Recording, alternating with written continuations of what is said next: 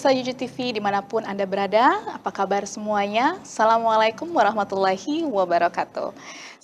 Senang sekali saya Nur Azifa dapat hadir menyapa Anda sekalian dalam program UJ Talk kolaborasi dengan Ikatan Ahli Ekonomi Islam IAEI dengan tema penguatan kompetensi sumber daya insani SDI bagi lembaga keuangan syariah. Nah, untuk membedah tema tersebut ya, telah hadir di studio saat ini narasumber kita yang luar biasa, yaitu Profesor Dr. Eis Amalia MAG. Selamat siang, Prof. Ya, Assalamualaikum. Selamat siang.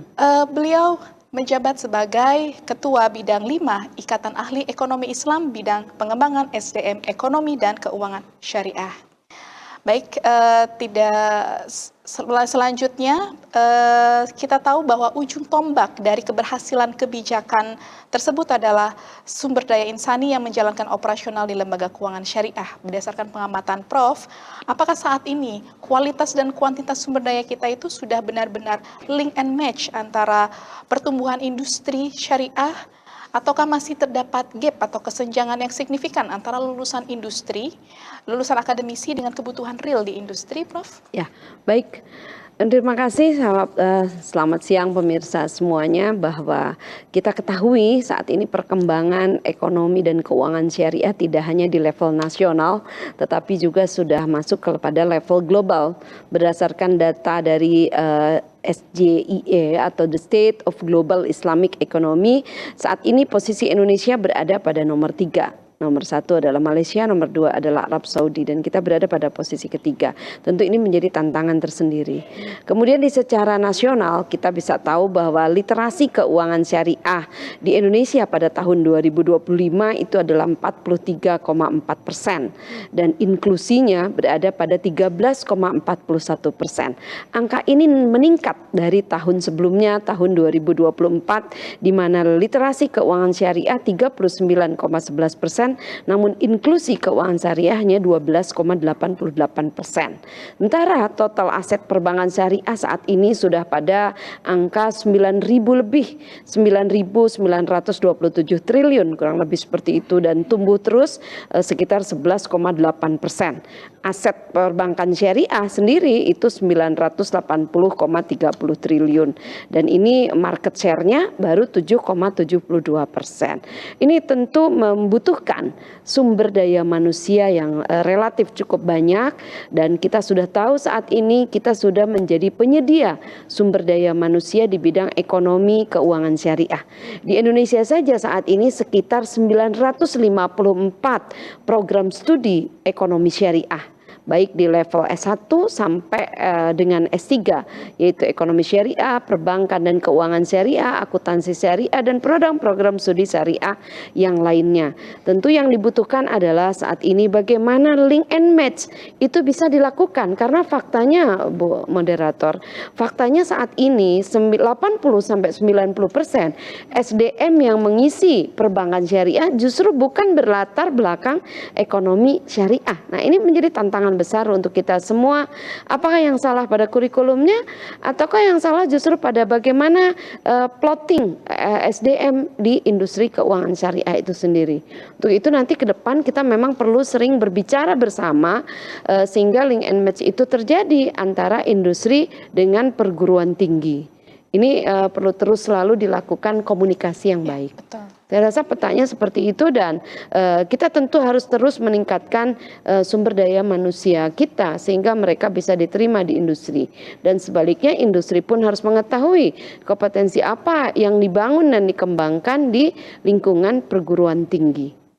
Itu. Oke, baik Prof. Nah, tantangan bekerja di lembaga keuangan syariah ini begitu unik dan juga ganda ya Prof. Betul. Jadi sumber daya insan itu tidak hanya dituntut untuk mahir dan profesional secara bisnis, hard skill, Betul. tapi juga harus punya pemahaman dan kepatuhan yang ketat terhadap prinsip-prinsip syariah atau syariah compliance. Nah, menurut Prof, kompetensi fundamental apa saja yang paling mendesak nih untuk segera ditingkatkan saat ini, dan bagaimana sih strategi yang paling efektif Prof di dunia agar dunia pendidikan tinggi itu bisa sejalan dengan industri lembaga keuangan syariah kita saat ini? Betul. Jadi memang kompetensi SDM ini juga harus terus kita perhatikan bahwa mengapa penyerapannya masih sangat terbatas. Ada 3 setidaknya fundamental kompetensi sumber daya manusia yang harus dikembangkan di program-program studi ekonomi dan keuangan syariah. Yang pertama adalah tentu kompetensi kesyariahannya itu sendiri. Kalau bicara kompetensi syariah, di dalamnya tentu fikih muamalat. Fikih muamalat bukan hanya sekedar definisi. Ini juga yang perlu dipahamkan. Bukan hanya sekedar definisi apa itu murabahah, mudharabah, musyarakah dan akad-akad transaksi keuangan syariah yang lain. Tetapi mereka harus betul-betul memahami bagaimana aplikasi dari akad-akad dan transaksi keuangan syariah. Tentu fikih muamalah harus juga diimbangi pengetahuan tentang kaidah-kaidah fikihnya, aspek hukum ekonomi syariahnya, regulasinya juga, baik regulasi dari OJK, tetapi juga yang paling penting dari aspek syariah adalah memahami fatwa-fatwa yang dikeluarkan oleh Dewan Syariah Nasional. Itu harus dibuka, harus dipelajari karena sangat berbeda koridor penerapan syariah tempo lalu, masa Rasulullah, masa abad pertengahan sampai sekarang masa modern. Ini sudah ada modifikasi bagaimana pemahaman tentang akad transaksi syariah sangat disesuaikan dengan kebutuhan dan perkembangan industri keuangan syariah. Yang kedua adalah yang harus ditingkatkan adalah kompetensi tentang ekonomi dan keuangan syariah. Perlu memahami situasi kondisi mikro dan makroekonomi, tentu bagaimana perilaku masyarakat, perilaku investor, perilaku customer, kita perlu memahaminya. Kemudian teori keuangan, teori moneter, teori makro juga ekonomi perlu dipelajari. Di samping juga aspek manajemen keuangan, bagaimana aset liabilities, manajemen aset liabilities, manajemen risiko keuangan dan perbankan syariah, bagaimana struktur pembiayaan syariah yang berbeda dari konvensional. Memang saat ini banyak produk-produk yang dari konvensional kemudian dalam syariah, tapi juga tidak sedikit sekarang sudah banyak dikembangkan produk-produk seperti misalnya saat ini ada produk Syariah Investment Restricted Account. Ini adalah produk genuine dari perbankan syariah. Nah, diharapkan SDM ini mampu mendesain produk-produk baru yang itu tetap relevan dengan kebutuhan masyarakat modern. Karenanya pemahaman tentang produk itu diimbangi dengan pengetahuan manajemen risiko, bagaimana manajemen keuangan, manajemen aset dan liabilities dan yang lainnya yang secara teknikal di bidang lembaga keuangan syariah itu harus dikuasai. Yang ketiga yang harus juga dikuasai oleh SDM di industri keuangan syariah adalah peningkatan digital. Kita tahu saat ini kita sudah memasuki bukan hanya era industri 4.0, tapi kita sudah masuk kepada era society 5.0, tetapi kita juga sudah melangkah jauh kepada artificial intelligence, blockchain, internet of things ya, dan seterusnya. Yang mau tidak mau SDM kita perlu memahami digitalisasi tersebut, terutama bagaimana digitalisasi di bidang keuangan dan perbankan syariah. Juga termasuk masalah di dalamnya cybercrime yang saat ini juga banyak terjadi di industri keuangan syariah. Sehingga pemahaman ini merupakan fundamental di samping pemahaman-pemahaman yang lain. Saya rasa itu yang perlu kita perkuat. Dan juga mungkin perlu dilakukan bagaimana penyusunan kurikulum bersama. Kita buat kurikulum antara industri, dia hadir dalam saat penyusunan kurikulum sehingga industri bisa menyampaikan apa standar-standar kompetensi yang dibutuhkan. Misalnya perbankan syariah, apa standar-standar kompetensi di setiap level.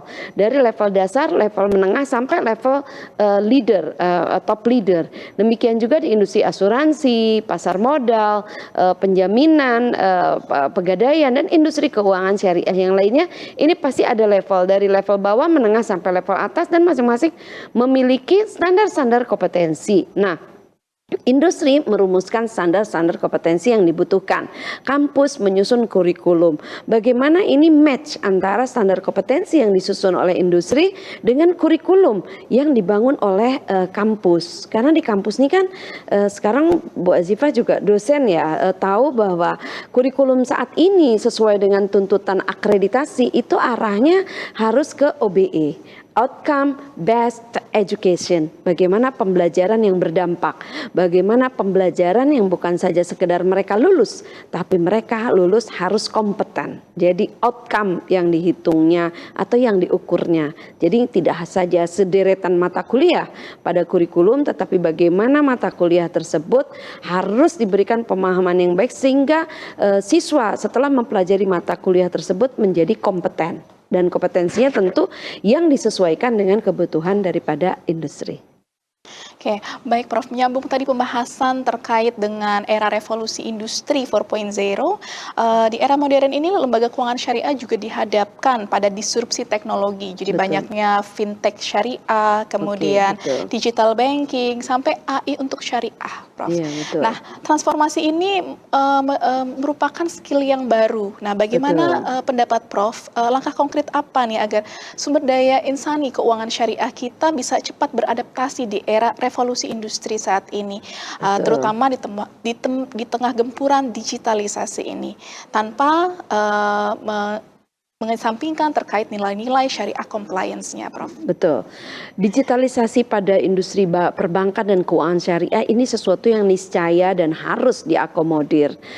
Artificial intelligence, blockchain, bagaimana digunakan blockchain untuk misalnya akad mudharabah muqayyadah itu kalau menggunakan blockchain itu bagus sekali, produk Syria itu ya, kemudian dia bisa melihat portofolio sehingga secara real time kondisi keuangan itu bisa dilakukan dengan diketahui antara kedua belah pihak, antara sahibul mal dengan mudharib itu melalui jejak digital, melalui platform digital. Nah, tentu ini harus diadaptasi oleh industri sehingga produk-produk saat ini itu adalah produk yang berbasis digital, dan kita tahu juga di samping digital banking juga ada fintech, financial technology. Maka industri kampus dalam hal ini harus memasukkan digital business syariah di dalam kurikulumnya. Ini menurut saya wajib, mata kuliah wajib bahkan. Bagaimana nanti dengan SDM dosen? Kita bisa kolaborasi antara dosen yang di Fakultas Sains dan Teknologi, jurusan Teknologi Informasi, dengan dosen-dosen yang berada di Fakultas Ekonomi dan Bisnis, sehingga di sana ada pemahaman bersama pada mata kuliah, di kurikulum dicatat, dimasukkan maksud saya dalam kurikulum dan diajarkan sehingga siswa memahami dengan baik artificial intelligence, digital banking, keuangan syariah berbasis digital dan lain-lain. Itu menjadi pemahaman menurut saya yang wajib dimasukkan dalam kurikulum. Ya, baik. Terima kasih banyak, Prof. Ya. Tidak terasa satu segmen sudah terlewati. Nanti kita akan kembali berbincang-bincang di segmen berikutnya setelah jeda program berikut ini. Terima kasih.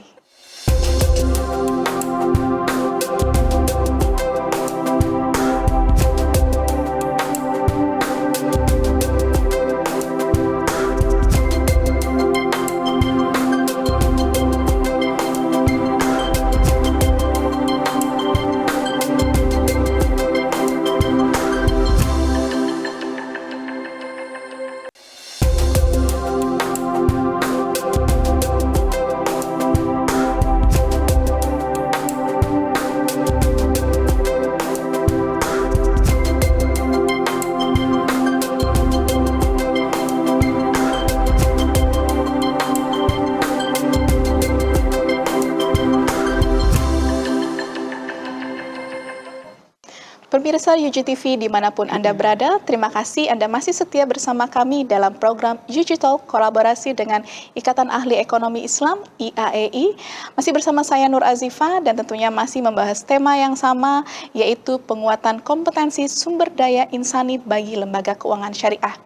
Masih bersama juga dengan narasumber kita yang luar biasa, Profesor Dr. Ais Amalia MAG. Ya, Prof. Ais, berbicara tentang lembaga keuangan syariah, tentunya bukan sekedar pada akadnya saja, tapi juga ruh atau akhlak dari para pelakunya atau stakeholdernya. Seringkali hard skill atau kemampuan teknis itu lebih mudah diajarkan dibanding membentuk karakter. Nah, gimana sih, Prof, sebenarnya institusi pendidikan dan lembaga keuangan syariah itu bisa bersinergi, menanamkan integritas moral, biar SDI kita ini tidak hanya mengejar target profit, tapi juga punya benteng yang kuat untuk menghindari moral hazard, Prof? Ya. Ya, betul. Pertanyaan yang sangat bagus sekali menurut saya, karena di dalam kaidah dikatakan adab fauqal ilmi, bahwa adab, moral, etika itu sebetulnya di atas ilmu. Jadi karakter, moralitas, kalau bahasa di Al-Quran adalah qawiyun amin, begitu, orang yang berintegritas, moralitas itu nomor satu justru. Membentukan karakter personal itu paling penting, dan apalagi bank syariah itu sangat bersentuhan dengan namanya resiko reputasi dan resiko compliant, kepatuhan syariah. Maka orang-orang walaupun produknya syariah tidak serta-merta terhindar dari adanya moral hazard, tidak serta-merta terhindar dari adanya asymmetric information, fraud dan lain-lain, apalagi juga sekarang cybercrime. Untuk itu memang pengelola atau insan-insan yang mengembangkan dan melaksanakan pengelolaan keuangan syariah harus wajib memiliki moralitas dan integriti yang baik, sehingga mereka bisa menjalankan produk bukan hanya sekedar syariah, tetapi yang perlu dibangun adalah juga tata kelola atau syariah governance di dalam pengelolaan keuangan syariah, dari mulai komisionernya, tentu dewan pengawas syariahnya, sampai level direksinya, board of director, sampai ke staf ke bawah harus senantiasa menjunjung tinggi moralitas, sehingga tidak ada moral hazard, tidak ada fraud gitu ya, menafikan atau menjauhi aspek gharar, maisir, haram, dan juga menjauhi riswah dan lain-lain. Dan dia harus jujur, berintegritas, amanah, ya, sebagaimana sifat-sifat Rasulullah, siddiq, tablik, amanah, fatonah. Ini adalah sifat-sifat Rasul yang harus ada pada insan pengelola lembaga keuangan syariah. Belakangan kita mengenal ada satu tantangan buat syariah, sebuah suatu entitas syariah tetapi ternyata tidak syariah dalam pengelolaannya, hanya karena ada SDM yang tidak bermoral tadi. Makanya pendidikan karakter ini menjadi sangat penting di semua level pendidikan sebetulnya. Karena tujuan, kalau kita lihat juga di undang-undang pendidikan, itu adalah membentuk karakter bangsa yang bermoral, itu justru lebih utama gitu. Jadi memang tujuan pendidikan itu sendiri, terlepas dari tujuan pendidikan ekonomi syariah atau pendidikan yang lain, adalah membentuk karakter atau moralitas yang berintegritas. Tentu juga di samping knowledge-nya tetap baik, moralitasnya baik, dan juga dia juga tentu saja memiliki nasionalisme yang baik juga, karena kita tinggal di Indonesia juga. Jadi moralitas dari sudut pandang ajaran Islam dan juga moralitas kita adalah sebagai warga negara bangsa Indonesia, sehingga memiliki nilai-nilai Pancasila itu juga harus menjadi bagian dari pembentukan karakter insan-insan yang akan mengelola dan mengembangkan lembaga keuangan syariah. Lalu kalau ditanya strateginya seperti apa? Di dalam kurikulum bisa dimasukkan SKPI, standar yang harus diterima. Sekarang kan siswa itu menerima 3 mahasiswa, ijazah, transkrip nilai, dan SKPI, surat keterangan pendamping ijazah. Nah, untuk itu kampus juga sekarang mengembangkan LSP, lembaga sertifikasi kompetensi. Cuma kalau di dalam kampus kan P1. Maka Ikatan Ahli Ekonomi Islam juga harus mengembangkan LSP, lembaga sertifikasi profesi yang tepat, yang bisa diambil oleh para alumni dari level S1, S2, S3. Misalnya untuk level S1 manajemen risikonya level bawah, tapi untuk level S2 misalnya sampai level 4, tapi untuk level S3 manajemen risikonya sampai level 4-5 gitu. Jadi di samping menyelesaikan kurikulum, diharapkan juga SDM ini mengambil banyak sertifikasi kompetensi yang sifatnya keahlian. Jadi apakah itu LSP yang dikembangkan oleh kampus ataukah LSP yang dikembangkan oleh asosiasi profesi seperti IAI. Saya kira IAI sudah wajib harus memiliki dan mengembangkan sertifikasi kompetensi di bidang keuangan syariah. Itu salah satu strategi kita untuk mencetak banyak kader-kader. Lalu juga menurunkan bagaimana para praktisi mengajar di kampus. Nah, perlu dikembangkan satu program, nanti YAI mungkin bekerja sama dengan Kementerian Pendidikan, Kementerian Agama, karena program studi ekonomi syariah ini ada yang berada di bawah Kementerian Kemendristekdikbud dan ada lebih banyak juga yang di bawah Kementerian Agama. Nah, tentu ini perlu berkolaborasi, bagaimana industri mengajar di kampus dan kampus juga sebaliknya mengajar di industri. Kayak misalnya hari ini kami ada undangan untuk menyusun standar kompetensi untuk suatu lembaga keuangan. Artinya kami kampus juga dilibatkan dalam penyusunan standar kompetensi di industri. Demikian juga para praktisi itu juga mengajar di kampus untuk materi-materi yang bersifat teknikal yang spesifik keuangan perbankan. Misalnya seperti itu. Itu antara lain juga merupakan salah satu strategi. Dan kita mungkin IAIN perlu menyusun dan juga nanti di OJK dan Bank Indonesia menyusun Grand Strategy of Human Development dalam ekonomi dan keuangan syariah. Itu perlu disusun. Gitu. Saya kira demikian. Baik Prof, menyambung tadi pembahasan terkait sertifikasi kompetensi untuk profesi khususnya pakar bidang keuangan syariah, sebenarnya seberapa krusial Prof peran sertifikasi dan uji kompetensi ini dalam meningkatkan kualitas sumber daya insani kita? Apakah standar yang ada saat ini sudah cukup relevan dan diakui ya untuk menjawab satu dinamika industri keuangan syariah kita yang pergerakannya sangat cepat ini, Prof? Betul. Saya rasa masih sangat relevan karena sekarang sudah mulai banyak lembaga sertifikasi profesi di bidang keuangan dan perbankan syariah. Misalnya OJK juga mensyaratkan untuk Dewan Pengawas Syariah saja saat ini harus punya sertifikasi manajemen risiko level 5-6. Untuk komisaris itu sampai level 7. Ini artinya sudah mensyaratkan bahwa kita tidak hanya berhenti pada kita lulusan doktor atau kita lulusan dari perguruan tinggi, tetapi juga kita perlu menambah kompetensi kita dengan sertifikasi kompetensi. Jadi menurut saya amat sangat penting posisi adanya LSP itu, memberikan dukungan bagi kompetensi yang bersifat teknikal dan yang dibutuhkan dari setiap levelnya. Jadi lebih jelas gitu. Jadi menurut saya memang perlu dikembangkan dan IAI sendiri memang harus punya LSP di bidang ekonomi dan keuangan syariah ini. Gitu. Baiklah Prof, pertanyaan terakhir di segmen ini ya Prof, masa depan ekonomi syariah itu pastinya ada di generasi muda atau kita sebut juga Gen Z ya Prof. Tapi faktanya lembaga keuangan syariah saat ini harus menghadapi yang namanya talent war atau kita sebut juga perang talenta dengan bank konvensional maupun perusahaan-perusahaan yang dia teknologinya sangat besar. Nah, apa strategi yang harus kita lakukan agar lembaga keuangan syariah ini bisa menjadi salah satu tempat berkarir yang menarik nih bagi para lulusan-lulusan terbaik perguruan tinggi, terutama yang generasi-generasi muda? Betul, saya kira betul. Bank Syariah harus mulai masuk kepada manajemen yang lebih terbuka dan manajemen yang lebih progresif terhadap digital.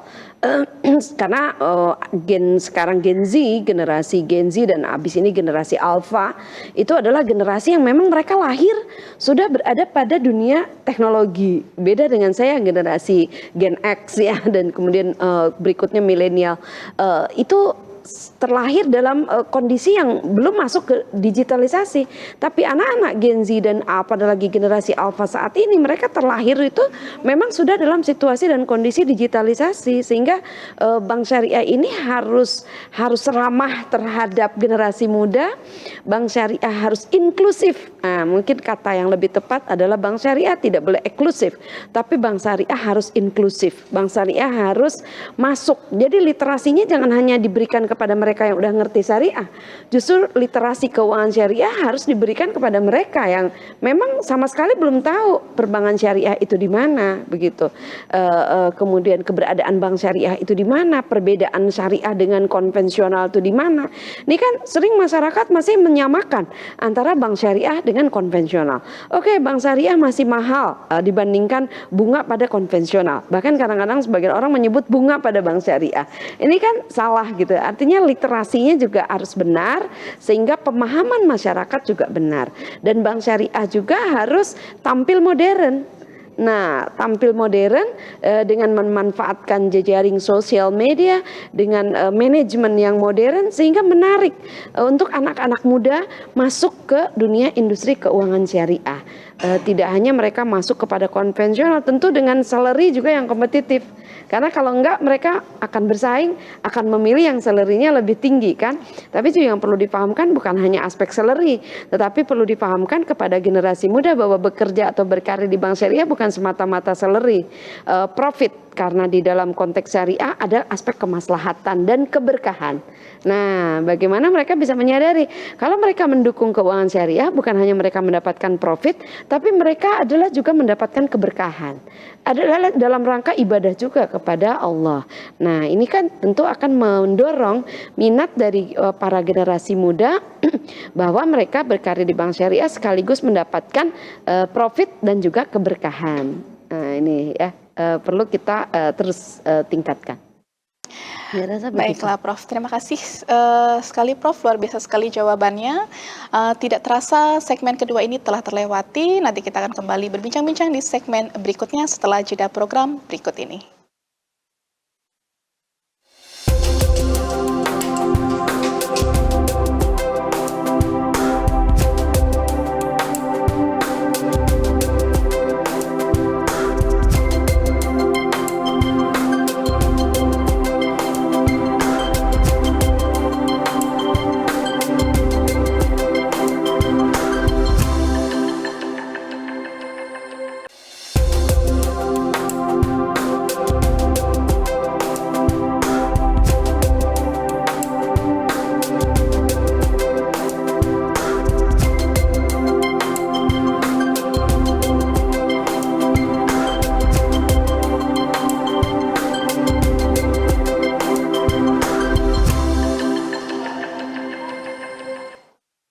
Ya, pemirsa Yuji TV, terima kasih Anda masih setia bersama kami dalam program Yuji Talk kolaborasi dengan Ikatan Ahli Ekonomi Islam. Masih bersama saya Nur Azifah dan tentunya masih membahas tema yang sama, yaitu penguatan kompetensi sumber daya insani bagi lembaga keuangan syariah.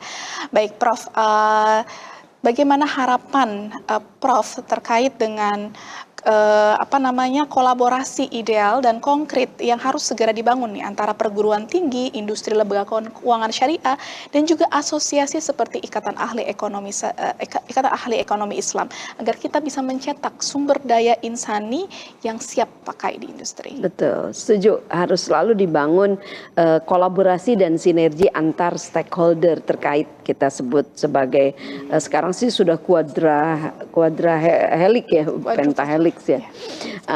Dan itu antara pemerintah dalam hal ini harus memberikan dukungan kebijakan dan regulasi yang kondusif dan responsif terhadap kebutuhan pengembangan industri dan lembaga keuangan syariah.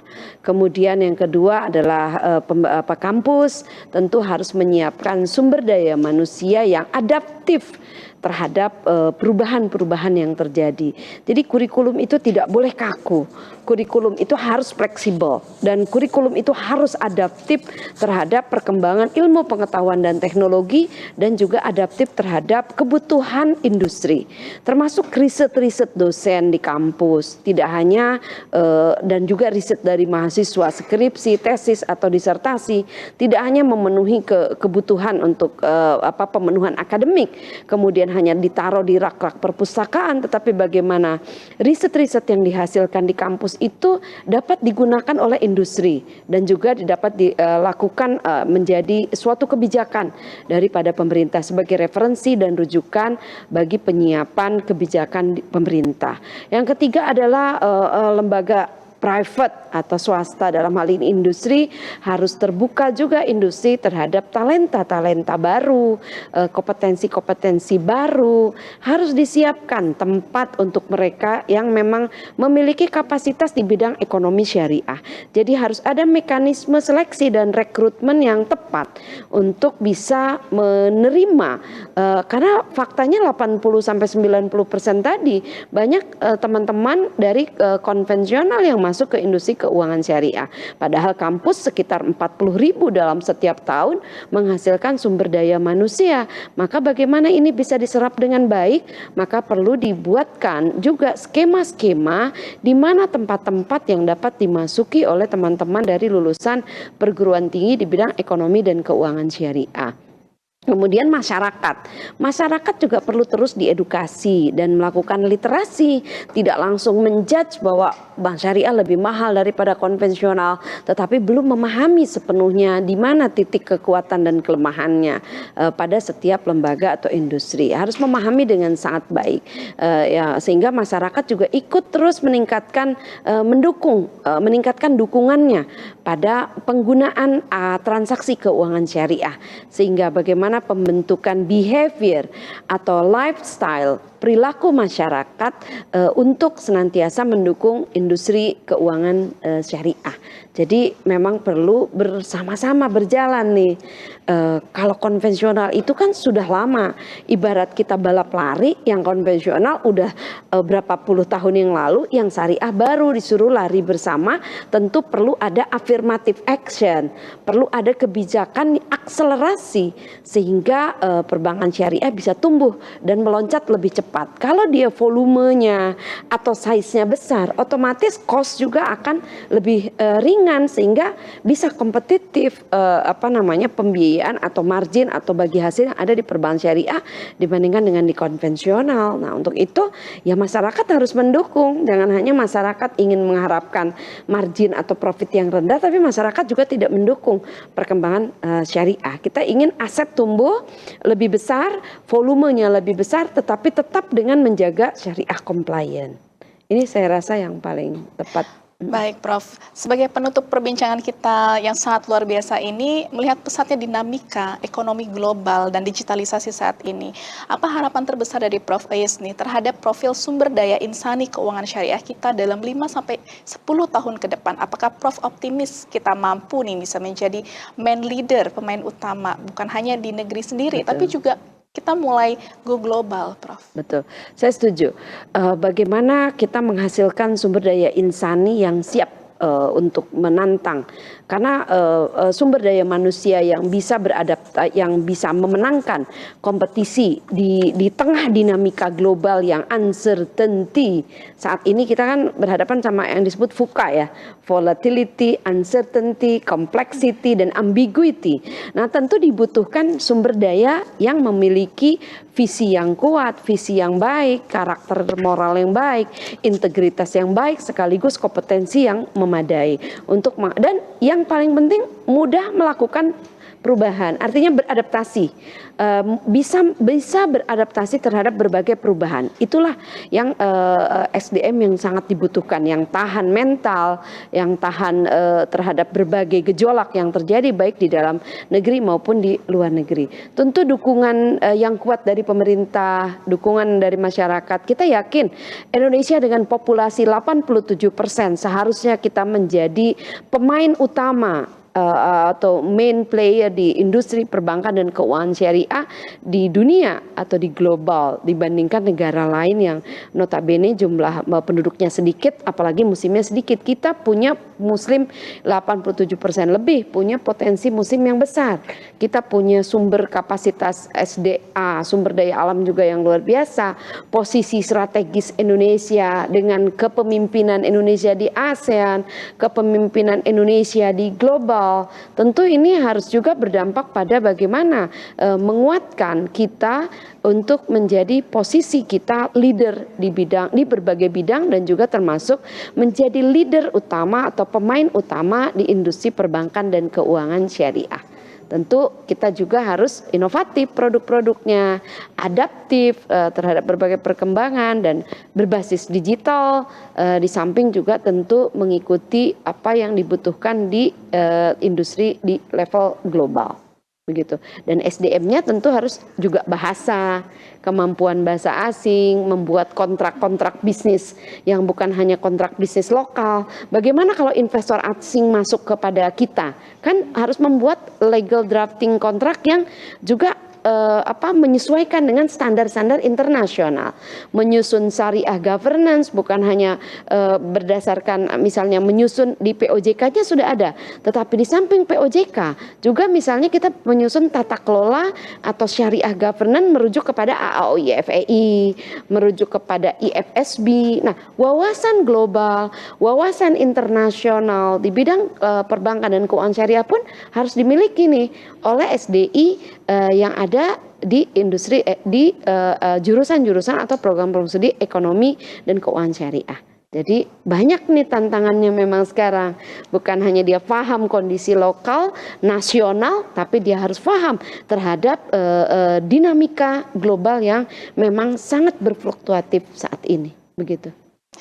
Baik, terima kasih Prof. Uis atas jawabannya yang sangat luar biasa. Baik, pemirsa UGTV dimanapun Anda berada, tidak terasa 1 jam kami sudah membersamai dan tidak terasa juga program UG Talk ini kerjasama dengan Ikatan Ahli Ekonomi Islam telah tersampaikan. Semoga apa yang tadi sudah disampaikan pada episode ini bisa bermanfaat untuk para pemirsa UGTV. Dimanapun Anda berada. Saya Nur Azifa, mewakili narasumber dan juga kerabat kerja yang bertugas, pamit undur diri. Wabillahi taufiq wal hidayah. Assalamualaikum warahmatullahi wabarakatuh. Waalaikumsalam warahmatullahi wabarakatuh.